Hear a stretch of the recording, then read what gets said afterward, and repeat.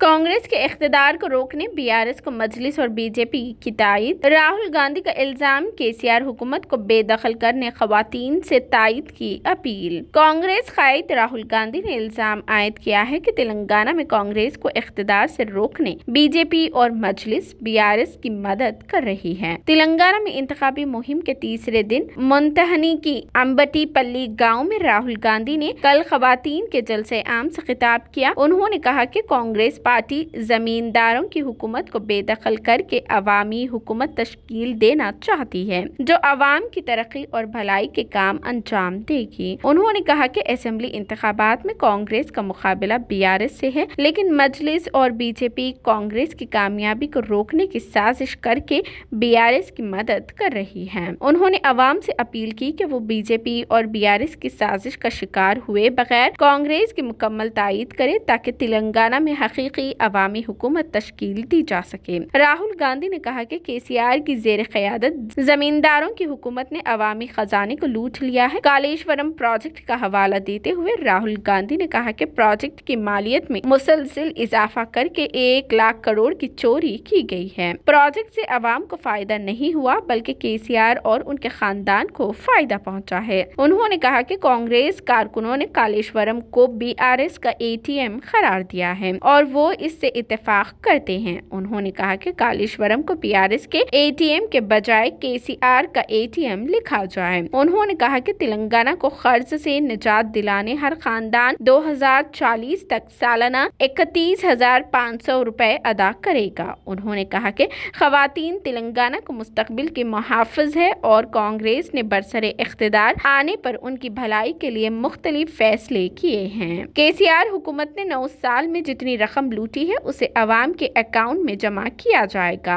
Mahalakshmi scheme के तहत खवातीन को माहाना 2,500 रुपए इमदाद दी जाएगी। 1,000 रुपए का गैस सिलेंडर 500 रुपए में सरबराह किया जाएगा। रियासत में खवातीन को आरटीसी बसों में मुफ्त सफर की सहूलत रहेगी। इस तरह तीनों स्कीमात से हर खातून को कम से कम 4,000 रुपए की बचत होगी। उन्होंने कहा कि सिर्फ कांग्रेस ही अवाम की भलाई कर सकती है और तेलंगाना में अवामी हुकूमत की तश्कील कांग्रेस का बुनियादी मकसद है। राहुल गांधी ने कहा कि तेलंगाना से जमींदारों की हुकूमत के खात्मे के लिए वो खवातीन से तायद की अपील करते हैं। मुंतही में सुबह के वक्त जलसे आम के बावजूद खवातीन की कसीर तादाद ने शिरकत की और राहुल गांधी के साथ खवातीन के ग्रुप ने तस्वीर खिंचवाई। रुकने असेंबली डी सुरेंद्र बाबू ने राहुल गांधी की हिंदी तकरीर का तेलुगु में तर्जुमा किया। इस मौके पर सदर प्रदेश कांग्रेस रेवंत रेड्डी और दीगर कायदीन भी मौजूद थे। केसीआर जी को वहां जाके इंस्पेक्शन करना चाहिए। मुख्यमंत्री केसीआर गारू కాళేశ్వరం ప్రాజెక్టు వద్దకెళ్ళి అక్కడ సమీక్షించాల్సినటువంటి బాధ్యత ఉన్నది।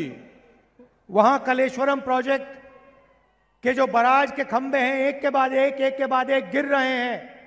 కాళేశ్వరం ప్రాజెక్ట్ కి సంబంధించినటువంటి పిల్లర్లు ఏవైతే ఉన్నాయో ఒకదాని తర్వాత ఒకటి కూలుతూ ఉన్నటువంటి పరిస్థితి రాష్ట్ర ప్రజలు చూస్తున్నారు। 1 लाख करोड़ रुपया चोरी किया और प्रोजेक्ट को भी ठीक से नहीं किया।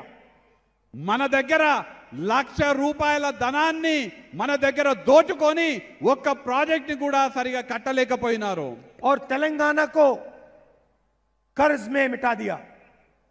అట్లనే తెలంగాణ రాష్ట్రాన్ని అప్పుల ఊబిలోకి నెట్టేయబడ్డది। వాళ్ళ भाइयों और बहनों, 2040 तक तेलंगाना का हर परिवार 31,500 रुपए हर साल तेलंगाना के कर्ज के लिए दिएगा।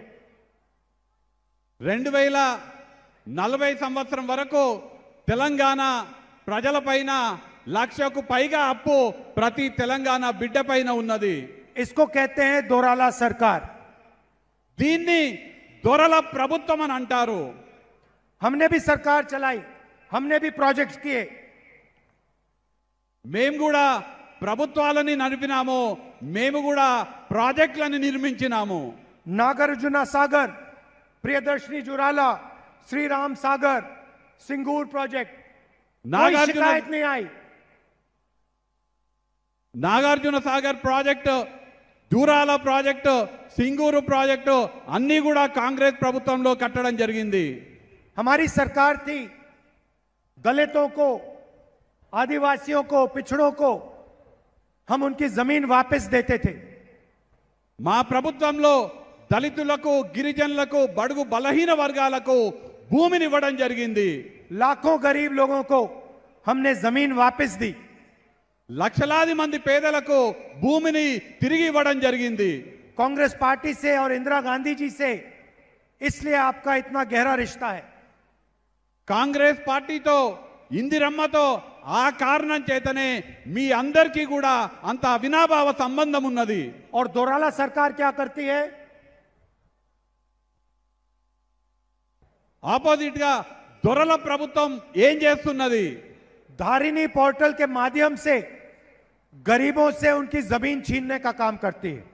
ధరణి పోర్టల్ పేరుతో పేద ప్రజల వద్ద ఉన్నటువంటి పేదల భూమిని లాక్కుంటున్నది దొరల ప్రభుత్వం। 20 लाख किसानों को नुकसान पहुंचा है 20 లక్షల రైతులకి దీని వల్ల నష్టం కలిగించడం జరిగింది। और फायदा किसको हो रहा है? దీని వల్ల లాభం ఎవరికి జరుగుతున్నది?